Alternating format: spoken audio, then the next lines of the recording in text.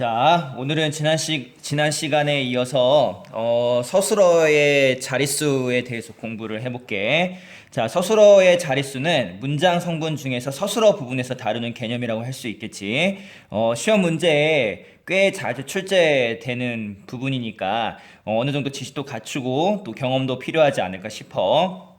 서술어의 자릿수 문제는 문제 푸는 경험이 꼭 필요해. 다른 것도 마찬가지겠지만 특히 좀 여러 문제를 좀 많이 풀어보는 게 필요하지 않나 싶어요. 자, 서술어의 자릿수 개념부터 살펴볼게.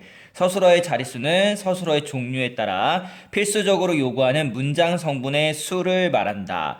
자, 서술어의 종류에 따라 필수적으로 요구하는 문장 성분의 수인데 좀 달리 구체적으로 표현하자면 서술어의 뜻이 있겠지. 서술어라는 건 보통 동사, 형용사가 서술어 부분을 담당하잖아. 그러면 그 동사, 형용사 사전을 찾았을 때 가지고 있는 뜻이 있을 거야. 그 뜻, 다른 말로 얘기하면 의미 구조. 그 동사, 형용사가 갖고 있는 의미 구조에 따라서 필수적으로 요구하는 문장 성분의 수다. 결국은 동사, 형용사의 뜻, 의미 구조를 알고 이해하고 적용할 수 있는가, 이걸 묻는 것이 되겠지, 그치? 그래서 이따 선생님이랑 예문을 통해서 살펴보면 이게 무슨 말인지 좀 더 구체적으로 이해를 할 수가 있을 거야.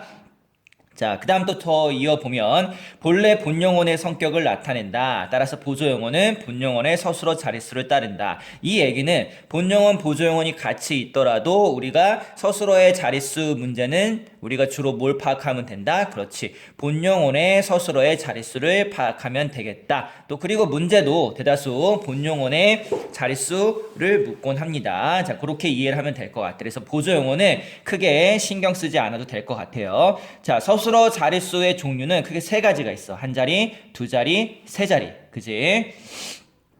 자, 그럼 여기 보면은 이제 우리가 그 한, 두, 세는 어디서 어떻게 이해를 하면 되냐면 숫자를 세는 게 서술어는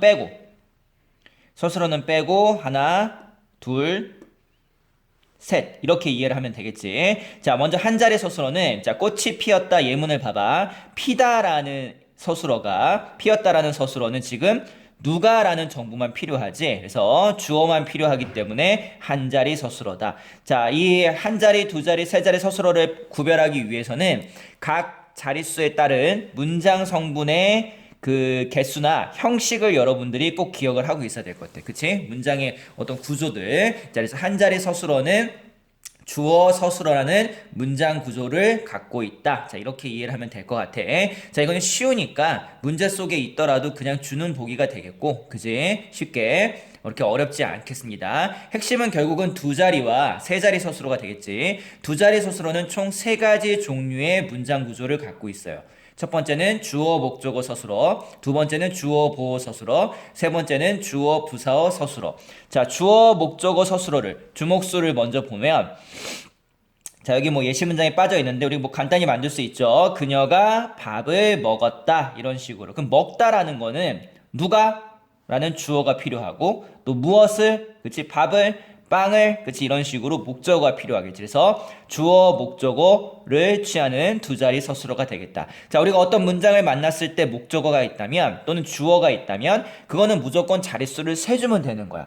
그냥 고민할 필요가 없어. 문장 안에 주어 목적어는 그냥 무조건 자릿수에 들어가는 거야. 자, 그 다음에 다음 이제 구조를 보면 문장 형식이 주어, 보어, 서술어. 자, 우리 보어라는 거는 되다, 아니다, 앞에 오는 문장 성분을 보어라 그러죠. 그쵸? 그래서 예문을 만들어 보면 형은 경찰이 되었다. 그럼 되다라는 것은 누가, 그치? 무엇이, 이런 정보가 필요하겠죠. 그래서 보통 이제 복격조사로 이, 가가 사용이 되지. 자, 그래서 주어, 보어를 필요로 하는 두 자리 서술어다, 되다, 아니다는 주의를 기울일 필요가 있어요. 시험 문제에 꽤 자주 출제합니다. 이 되다, 아니다 가지고. 그 다음 세 번째로 주어, 부사어, 서술어. 자, 이 문제 푸는데 가장 핵심이 되는 요소인데 부사어는 원래 문장에서 필수 성분이 아니야. 그러나 필수적으로 사용되는 부사어가 있지. 우리가 그런 것들을 뭐 통칭상 필수적 부사어, 필수 부사어 이런 식으로 부르곤 하죠. 자, 그래서 여기 보면은 향하다라는 서술어가 있습니다. 그러면 주어는 당연히 있어야 되겠고 누가? 어디로 라는 정보가 필요하겠죠. 그래서 여기 집으로는 문장 성분이 부사어인데 꼭 필수적으로 요구되는 부사어이기 때문에 문장에 있어야 된다. 그지? 서술어가 향하다일 경우. 그쵸? 자, 그래서 필수적 부사어가 되겠습니다. 결국은 이 부사어가 있는 문장을 주고서 이 부사어가 필수적으로 요구되는 부사어인지 필수적으로 요구되지 않는 부사어인지를 구별하는 게 문제 출제의 포인트가 되겠죠. 그쵸? 자, 그래서 여러분들이 이런 동사, 형용사가 부사어를 필수적으로 요구하는 앤지 아닌지 그런 것들에 대한 경험이 좀 필요할 것 같아. 그래서 문제 속에 이렇게 예문을 만날 때마다 좀 정리도 할 필요가 있고 본인을 헷갈리게 하는 것들이 있으면 따로 좀 기억을 해두면 이 부분의 강자가 되지 않을까 싶습니다. 자, 그리고 세 자리 서술어 볼게. 세 자리 서술어는 주어, 목적어, 부사어, 서술어. 문장의 구조가 이렇게 딱 하나예요. 물론 이제 서술어에 따라서 부사어의 위치가 바뀔 수도 있습니다. 목조가 앞으로 간다든지 꼭 이렇게 고정되어 있는 건 아니야. 자, 그러면 자, 예문을 보면 자, 삼다라는 서술어가 있어. 삼다는 주어. 그지? 그 다음에 그녀를, 착한 그녀를 목적어가 필요하고 딸로 무엇으로 라는 부사어도 필요로 합니다. 그죠? 그래서 목적어, 부사어를 필요로 하는 세 자리 서술어고 주다도 보세요. 누가? 누구에게? 무엇을? 그죠? 그래서 여기 조카들에게가 필수적 부사어가 되겠지. 여기는 딸로가 필수적 부사어가 되겠고. 그쵸? 자, 그래서 여러분들이 이 영역을 풀 때 어떻게 이해를 해야 되냐면 한 자리, 두 자리 서술어는 굉장히 많아. 종류도 많고, 그쵸? 그래서, 뭐, 일일이 다 기억하기는 어렵고, 시험 문제에 자주 출제되거나, 또 나를 헷갈리게 하는 애들을 기억하면 좋을 것 같고, 세 자리 서술어는 문제 속에서 다루는 그 세 자리 서술어의 종류가 그렇게 많지 않아요. 선생님이 이렇게 뭐 오랜 기간 문제를 풀었을 때 접한 세 자리 서술어 종류가 그렇게 많지 않다고. 그래서 세 자리 서술어는 여러분들이 나올 때마다 그리고 내가 만났을 때마다 그냥 기억을 해놓으면 좋을 것 같아. 삼다, 주다 이런 애들은 세 자리 서술어다 이런 식으로 이해하고 적용하는 것도 중요하지만 세 자리 서술어는 이렇게 기억하고 있으면 문제 풀 때 좀 편리하지 않나 싶어요. 자, 그 다음에 주의를 하나 기울여야 될 게 있는데 그거는 뭐냐면 자, 같은 형태의 서술어라도 환경에 따라 서술어의 자릿수가 달라지는 경우. 그래서 의미 구조상 형태는 같은데 필요로 하는 문장 성분의 개수가 다를 수가 있습니다. 자, 예를 들면 이거야. 밝다, 밝다. 자, 달이 밝다.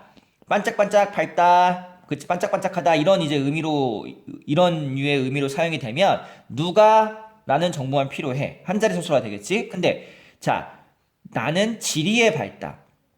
그죠? 이렇게 지도를 파악하고, 그지? 건물의 위치를 파악하고, 이런 것에 밝다라는 의미를 밝다가 의미를 가진다면 어디에라는 정보도 필수적으로 요구된다는 거지. 그래서 여기 이 경우는 두 자리 서술어가 되겠습니다. 그래서 형태가 같다고 해서 무조건 자릿수가 같다고 이해하지만 말고 형태가 같을지라도 의미 구조가 다르다면 이렇게 그 의미 구조에 따라서 문장 성분과 개수가 다를 수 있음을 이해를 해야 돼. 자, 이런 것들이 꽤 있습니다. 자, 그래서 시험 문제 출제 포인트는 그 다음 부사어 구별하는 거. 그 다음 보호 가지고 문제 내는 거. 요 정도? 요걸 가지고 이제 학생들을 좀 헷갈리게 한다거나 좀 어렵게 될 때 사용하는 것들이 되겠죠. 자, 그렇게 이해를 하면 될 것 같아. 자, 그 다음 이와 관련해서 수능 완성에 실린 문제를 같이 한번 푸도록 할게요. 우리 예전에 배웠던 그 불규칙 활용. 자, 그런 것도 같이 좀 활용을 하는 그런 문제가 되겠어. 자, 여기 봅시다. 이 사전에 있는 것들을 실어 놓고 시험 문제를 냈다고 생각을 하면 되겠지. 자, 먼저 볼게. 뭐 붙다, 불다 요런 애 가지고 문제를 냈어요. 발문은 간단해. 적절하지 않은 것은. 자, 이런 경우에 이제 한번 보기를 쓱 보고 자, 1, 2, 3, 4, 5번도 이제 보면서 문제를 풀어 보도록 합시다. 자, 우리는 선생님이랑 5번부터 먼저 보도록 할게. 그죠? 자, 개울물이 정말 무섭다의 빈칸에 들어갈 말은 분이다. 그럼 물과 관련된 그런 어떤 그 단어겠구나. 이렇게 좀 이해를 해야 돼. 개울물이 무서운 거는 개울물이 막 불 때지. 물이 많아질 때. 그럼 여기 뜻 중에서 물이 많다. 그치? 이런 거를 한번 찾아봐. 뭐가 있지? 얘는 아닌 것 같고, 얘는 아닌 것 같고, 얘는 아닌 것 같고, 얘는 아닌 것 같고, 얘는 아닌 것 같고. 얘 같네? 분량이나 수요가 많아지다. 그치? 자, 뿅. 얘도 아닌 것 같고. 자, 얘 같네? 그죠? 자, 그러면 우리가 개울물이 자, 분이라고 사용하나 이럴 때? 개울물이. 그다음에 계곡이 불어서 이런 식으로 하죠. 그치? 불어서. 그치? 그러니까 여기 지금 기본형은 붓다야, 얘야. 그치, 얘들아? 그치? 붓다인데 이 붓다에서 자, 여기 보세요. 옆에 이렇게 보세요. 활용형이 나와 있지? 불어, 부르니, 붓는. 그치? 뭘 사용해야 되겠어? 부르니. 그치? 개울물이 부르니. 선생님이 따로 필기할 필요 없이 여기 친절하게 있어요. 부르니. 그죠? 근데 여기서 기본형의 디귿이 어떻게 바뀌었지? 리을로 바뀌었지. 이거 무슨 불규칙 활용이다? 디귿 불규칙 활용이다. 그지? 자, 그래서 모음 어미 앞에서 디귿이 리을로 바뀌는 불규칙 활용이다. 그래서 우리가 표기는 부르니 이렇게 하게 되겠죠. 그렇죠? 그러니까 5번은 맞는 거 틀린 거 틀린 거. 그래서 답은 5번이죠. 이렇게 풀 수도 있겠네. 그쵸? 자, 그 다음 4번을 가볼게. 오래되어 부른 국수의 부르는 붓다 1의 활용력이다. 자, 붓다 1 봅시다. 자, 붓다 1을 보면 물에 젖어서 부피가 커지다. 자, 국수 면발이 물에 젖어서 부피가 커지다. 자, 이상 없습니다. 자, 그 다음에 붓다 2의 1은 세 자리 서술어고. 자, 이게 먼저 볼게요. 붓다 2의 1은 세 자리 서술어다. 자, 이게 자, 요런 기호로 되어 있는 게 의미 구조를 나타내는 거야. 그럼 그냥 요것만 봐봐. 자, 뭐뭐에게 뭐뭐를 필요로 한다는 거죠. 이거는. 그치? 그럼 주어는 기본으로 들어가고. 자, 뭐뭐에게는 뭐다? 부사어겠지? 필수 부사어. 그 다음에 을은 목적어. 그러니까 세 자리 서술어가 맞죠. 그지? 자, 예문을 보면 액체나 가루 따위를 다른 곳에 담다 했죠. 그치? 자, 이런 뜻을 가지고 있는데 뭐뭐에게나 뭐뭐에게 뭐뭐을을 필요로 한다는 거지. 그러면 한 자리, 두 자리, 그 다음에 주어는 기본이니까 세 자리가 맞죠. 그치? 그러니까 너무 어렵게 생각하지 말고 요런 기호 안의 것들이 의미 구조를 나타내고 이 의미 구조만 보고도 우리는 서술어의 자릿수를 파악할 수 있다는 거지. 자, 그 다음에 불다 3을 보세요. 자, 불다 3을 보면은 자, 어딨노? 불다 3은 여기 있지. 그치? 불다 3.